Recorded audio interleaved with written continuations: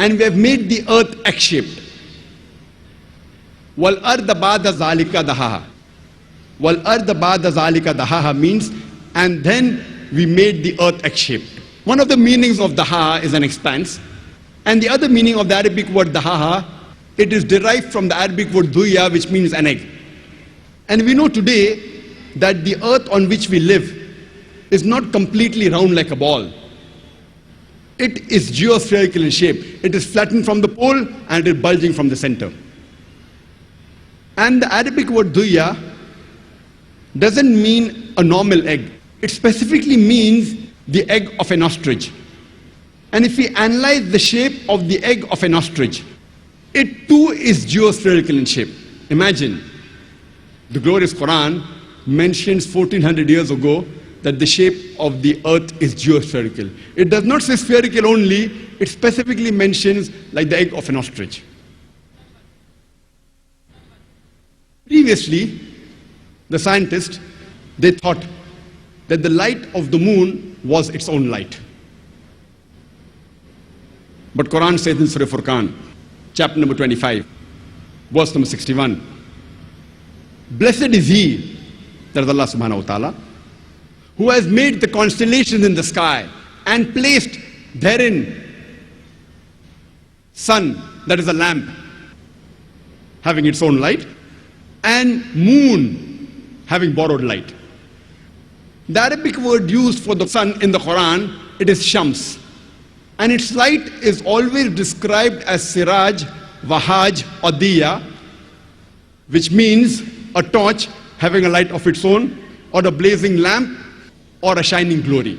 Always the light of the sun is described as wahaj, siraj, or diya, meaning a light of its own. The Arabic word for moon is qamar, and its light is described as munir or nur, meaning borrowed light or a reflected light. There is not a single place in the Quran where the light of the moon is described as its own light. And the Arabic word for star is najam, and its light is described as saqib, meaning the light, by the time it reaches the earth, it loses its brightness, like a piercing brightness. The bright light, by the time it reaches, it consumes itself. And this message, that the sun has its own light, describing as wahaj, siraj, or diya, and the moon having borrowed light, that is munir, or reflection of nur, is mentioned in several places in the Quran, including Surah Yunus, chapter number 10, verse number 5, as well as Surah Nuh, chapter number 71, verse number 15 and 16. And the Quran says in Surah Tariq, chapter number 86, verse number 3, that what najmus saqib, describing the star, its light as saqib, that means it pierces, it's of piercing darkness. Previously, the European scientists, they believed that the earth was the center of the solar system and the universe. And all the planets, as well as the moon and the sun, it revolved around the earth. This was called as geocentrism. And this was believed since the time of Ptolemy in the 2nd century BC till as late as 16th century, until Nicholas Copernicus in 1512, he propounded the heliocentric theory of the planetary motion, and he said, it is the sun which is the center of the solar system, and all the planets, as well as the earth, it revolves around the sun. And later on, a German scientist by the name of Johannes Kepler, in 1609, he wrote in his book by the name Astronomia Novia, that not only do the planets and the earth, they revolve around the sun, but they also rotate about their own axis. And when I was in school, I passed my school in 1982, about more than 25 years back. There I too read that the planets and the earth, they revolve around the sun, and the planets and the earth, they rotated about their own axis. And the whole solar system Also in the galaxy it revolved, including the sun, but the sun did not rotate about its own axis. In this context, the sun was stationary. But when I read the verse of the Qur'an in Surah Anbiya, chapter number 21, verse number 33, which says, Huwa allazi khalaqal layla wan nahar. It is Allah who has created the night and the day. Washamsa wal qamar, the sun and the moon. Kullun fi falaki yasbahun, each one traveling in orbit with its own motion. So the Quran says the sun and the moon, besides revolving, they also rotate about their own axis. The Arabic word used here is yasbahun, derived from the Arabic word sabaha, which describes the motion of a moving body. If I use this Arabic word yasbaha for a person who's moving on the floor, it will not mean that he's rolling, it will mean he's either walking or running.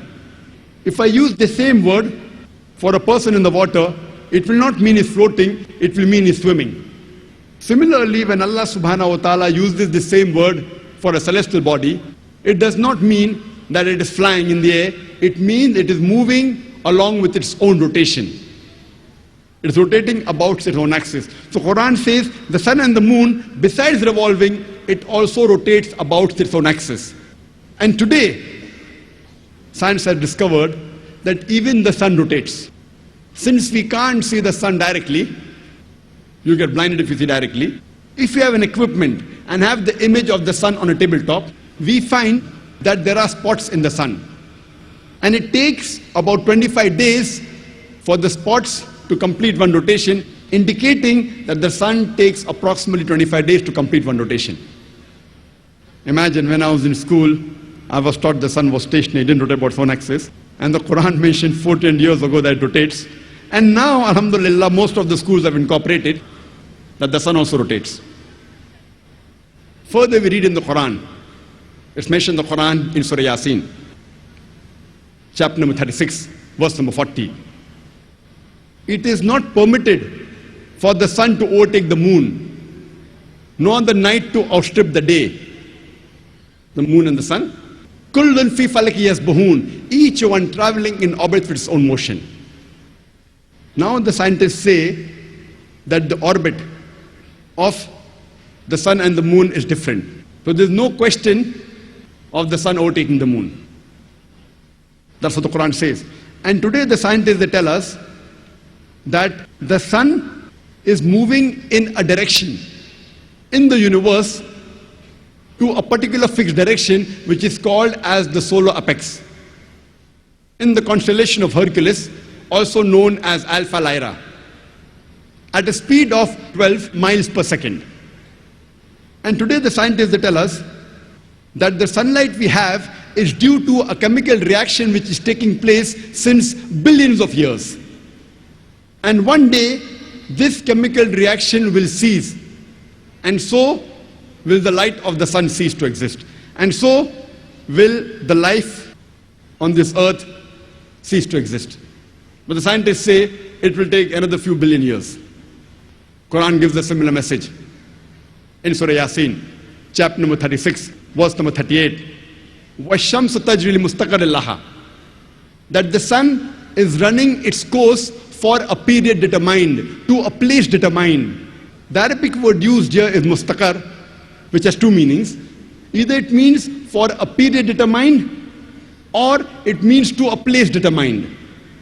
And today science says that the sun is moving to a particular spot known as solar apex, and it will exist for a particular time period. So both the meanings of mustaqar, to a place determined and for a period determined, according to science, is perfect. Imagine, Quran mentions this 1400 years ago. When I was in school, I had learned that there are three types of matter: solid, liquid, and gas. And previously the scientists believed that the space outside the astronomical systems in the galaxy, it was vacuum. Lately the scientists have discovered that there are bridges of matter in the interstellar space. It's not vacuum, and it is called as plasma. And they say this matter is in a form of gaseous matter, which has equal number of positive ions as well as electrons. And the Qur'an mentions 1400 years ago in Surah Furqan, chapter number 25, verse number 59. It is Allah subhanahu wa ta'ala who has created the heavens and the earth, as well as things in between it. So Quran says there is matter in between the heavens and the earth, which today science, they say that this plasma can be considered as the fourth type of matter. Today science also tells us that the atmosphere of the earth, it acts like a filter and prevents the harmful radiations from outer space to come onto the surface of the earth. It prevents the X-rays and the ultraviolet rays to reach the surface of the earth, which is very important for the sustenance of life. If this filter of the earth's atmosphere wasn't there, then life would not exist on the face of the earth. The Quran says in Surah Anbiya, chapter number 21, verse number 32, that we have made the sky as a protected ceiling. We have made the heavens, the Arabic word is samawat. We have made the heavens, that is the sky, as a canopy well guarded. Today science has come to know that this protected ceiling, without this, life would have ceased to exist on the face of the earth. It was in 1925, a very famous scientist by the name of Edwin Hubble and a famous astronomer, he said that the galaxies are receding. That means the universe is expanding. The Quran mentioned 1400 years ago in Surah Dhariyat, chapter number 51, verse number 47, that we have created the vastness of space. The Arabic word musyun means vastness or the expanding universe. The Quran mentions 1400 years ago that the universe is expanding, which we have come to know recently, 80 years back, 90 years back. And according to Stephen Hawking, who's a very famous scientist, he writes in his book, The Brief History of Time, he says that the discovery of the expanding universe is the greatest discovery of the century, which is mentioned in the Quran 14 centuries before. There may be skeptics or some non-Muslims who will say it is nothing great that the Quran speaks about astronomy, since the Arabs were very well advanced in the field of astronomy. I do agree with them that the Arabs were advanced in the field of astronomy. But I would like to remind them, it was centuries after the Quran was revealed that the Arabs advanced in the field of astronomy. So it is from the Quran that the Arabs learned about astronomy and not the vice versa. And there were many things about astronomy mentioned in the Quran which the Arabs didn't speak about and which we have come to know recently. In the field of physics, several centuries ago, there was a theory which was called as atomism. This was advanced by the Greeks, especially Democrats, who lived 2300 years before. And according to this theory of atomism, atom is the smallest part of matter. And this was also known to the Arabs. And the Arabic word for atom, in Arabic, it's called as zarra. And the Arabs also agreed the smallest part of matter, nothing can be smaller than that. And if you read the Quran too speaks about the atom. Now, after science advanced in the field of physics, we agree